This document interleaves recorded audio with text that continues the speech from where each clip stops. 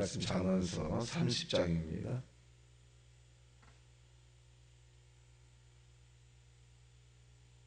저를 합독합니다. 시작. 이 말씀은 야게의 아들 아굴의 잠언이니 그가 이다엘 곧 이데엘과 우갈에게 이른 것이니라. 나는 다른 사람에 비하면 짐승이라. 내게는 사람의 총명이 있지 아니하니라. 나는 지혜를 배우지 못하였고 또 거룩하신 자를 아는 지식이 없거니와 하늘에 올라갔다가 내려온 자가 누구인지 바람을 그 강중에 모은 자가 누구인지 뿔을 옷에 싼 자가 누구인지 땅의 모든 것을 정한 자가 누구인지 그의 이름이 무엇인지 그의 아들의 이름이 무엇인지 너는 아느냐. 하나님의 말씀은 다 순전하며 하나님은 그를 의지하는 자의 방패시니라. 너는 그의 말씀에 더하지 말라. 그가 너를 책망하시겠고 너는 거짓말하는 자가 될까 두려우니라. 내가 두 가지를 주께 구하였사오니 내가 죽기 전에 내가 거절하지 마옵소서. 그 헛된 것과 거짓말을 내게서 멀리하옵시며 나를 가난하게도 마옵시고 부하게도 마옵시고 오직 필요한 양식으로 나를 먹이옵소서. 혹 내가 배불러서 하나님을 모른다 여호와가 누구냐 할까 하오며 혹 내가 가난하여 도둑질하고 내 하나님의 이름을 욕되게 할까 두려워함이니라. 너는 종을 그 상전에서 비방하지 말라. 그가 너를 저주하겠고 아비를 저주하며 어미를 축복하지 아니하는 무리가 있느니라. 스스로 깨끗한 자로 여기면서도 자기의 더러운 것을 씻지 아니하는 무리가 있느니라. 눈이 심히 높으며 눈꺼풀이 높은 무리가 있느니라. 앞니는 장군 같고 어금니는 군도 같아서 가난한 자를 땅에서 삼키며 궁핍한 자를 사람 중에서 삼키는 무리가 있느니라. 거머리에게는 두 딸이 있어 다워다워하느니라. 족한 줄 알지 못하며 족하다 하지 아니하는 것 서너시 있나니 고수월과 아이 되지 못하는 대와 불로 채울 수 없는 땅과 족하다 하지 아니하는 둘이니라. 아비를 조롱하며 어미 순종하기를 싫어하는 자의 눈은 골짜기에 까마게 조이고 독수리 새끼에게 먹히리라.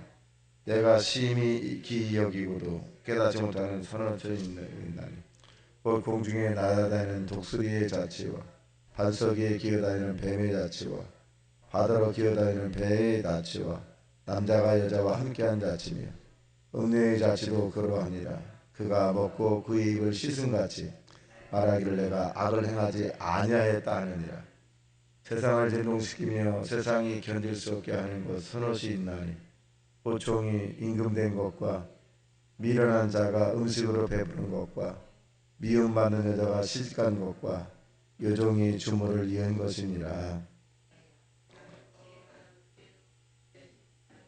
힘은 없는 종류로 돼 먹을 것을 여름에 준비하는 개미와 약한 종류로 돼 집을 바위 사이에 짓는 사반과 임금이 없으되 다 때를 지어 나아가는 메뚜기와 손에 잡힐 만하여도 왕궁에 있는 도마뱀이니라. 잘 걸으며 위풍 있게 다니는 것 서너시 있나니 곧 짐승 중에 가장 강하여 아무 짐승에게도 물러가지 아니하는 사자와 신용성함이 당할 수 없는 왕이니라. 만일 내가 미련하여 스스로 높은 죄 하였거나 혹 악한 일을 넘어하였거든 내 손으로 입을 막을러라. 대저 젖을 저으면 엉킨 젖이 되고 코를 뱉으면 피가 나는 것 같이 너를 협동하면 다툼이 남이니라.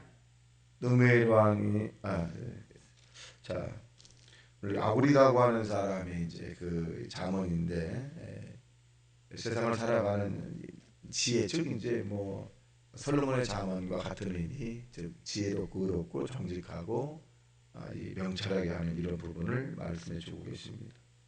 자 여기 1절과 5절 4절까지 보면 대단히 스스로 겸손한 것을 알 수 있죠. 자 2절 시작.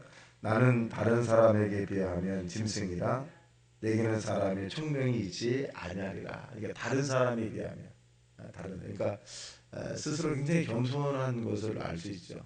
겸손하다라는 것을 알 수 있고 그다음에 이분의 이 초점이 이 포커스가 뭐냐면 이 세상의 가장 큰 지식이 뭐냐 바울과 같아요. 하나님을 아는 지식이, 하나님을 아는 지식이 이 세상의 최고의 학문이다. 이렇게 이제 결론을 맺고 있습니다. 자, 5절 시작. 하나님의 말씀은 다 순전하며 하나님은 그를 의지하는 자의 방패시니라. 자, 이 5절에 있는 말씀이 포커스 절인데, 이 하나님을 의지하는 것이 최고로 이 자기의 삶에 이런 지켜주는 그 분이다. 이렇게 이제 표현해주고 있습니다. 그래서 6절 시작. 너는 그의 말씀에 더하지 말라. 그가 너를 책망하시겠고 너는 거짓말하는 자가 될까 두려우니라. 성경은 더하거나 빼거나 하지 마라. 더하고 빼거나 하는 자에게는 성경에 있는 그 재앙이 그에게 올 것이다. 이렇게 말씀하고 있습니다. 그래서 7절과 8절에 보면 이 아굴이라고 하는 사람이 이제 이 삶의 이제 목표를 알 수 있습니다. 7절 시작. 내가 두 가지를 주께 구하였사오니 내가 죽기 전에 내게 거절하지 마옵소서. 곧 8절 시작. 곧 헛된 것과 거짓말을 내게서 멀리하옵시며 나를 가난하게 마옵시고 부하게 마옵시고 오직 필요한 양식을 나를 먹이하옵소서. 자, 이 내용을 보면 거짓말을 하지 않게 하시고 너무 가난하지 않게 해달라. 이 부분입니다. 또 너무 또 부자가 되지 않게 해달라. 그러니까 평범한 삶 속에서 하나님을 정말 잘 섬기게 해달라라고 하는 부분입니다. 자, 그 다음에 11절 시작. 아비를 저주하며 어미를 축복하지 아니하는 무리가 있느니라. 실존이 있더라고요. 사실 몇 년 전인가요? 근데 어떤 일 때문에 이제 병원에 갔는데 예수 믿지 않은 자녀를 만났어요. 만났더니 대충 내가 목사인데 나한테 하는 말이, 목사 우리 어머니 아버지 죽었으면 좋겠다고. 그래. 근데 충격받아가지고 예? 그랬더니 자꾸 이제 뭐 자기 마음에 들지 않은 그런 모습을 보이고 그렇다고 해서 며칠 동안 제가 충격을 받았어요. 세상에서 가장 그 고통스러운 그런 언어를 이제 제가 들은 건데, 야, 어떻게 이렇게 말을 언어적 표현을 이렇게 할 수 있을까? 이제 그렇게 생각을 하고 있었습니다. 그러니까 이 자기 중심으로 바라보거나 세상을 자기의 잣대로 해서 마음에 들면 좋은 거고 마음에 안 들면 뭐 나쁘다 이렇게 표현하는 자체가 너무 가슴이 아팠어요. 그래서 여기에 보면 이제 그 생각이 나는데 어떻게 낳아준 어미를 저주할까? 성경은 우리에게 이 축복적인 그런 언어를 하라고 하는데, 그래서 결론이 뭐냐면 하나님을 알지 못하니까 그런 생각도 할 수 있겠다. 그런 말을 나에게도 이 목사에게도 할 수 있겠다. 이런 생각을 해서 이제 기도를 좀 알아야 해줘야 되겠다. 이런 생각을 해봤습니다. 자, 그 다음에 이제 15절 시작. 거머리에게는 두 딸이 있어 다오다오하느니라. 족한지를 알지 못하며 족하다 하지 아니하는 것 서너시 있나이. 곧 수월과 아이 되지 못하는 대와 물로 채울 수 없는 땅과 족하다 하지 않은 불입니다. 수월은 이 어두운 곳이죠. 미끄러지는 곳을 수월이다 표현합니다. 그 다음에 또 보겠습니다. 21절 시작. 세상을 진동시키며 세상이 견딜 수 없게 하는 것 선어신나니 곧 종이 임금된 것과 미련한 자가 음식으로 배부른 것과 미움받는 여자가 시집간 것과 외동의 주모를 이은 것이니라. 견딜 수 없다. 이런 부분이. 자, 그 다음에 이 32절입니다. 시작. 만일 내가 미련하여 스스로 높은 죄 하였거니와 혹 악한 일을 도모하였거든 내 손으로 입을 막으라.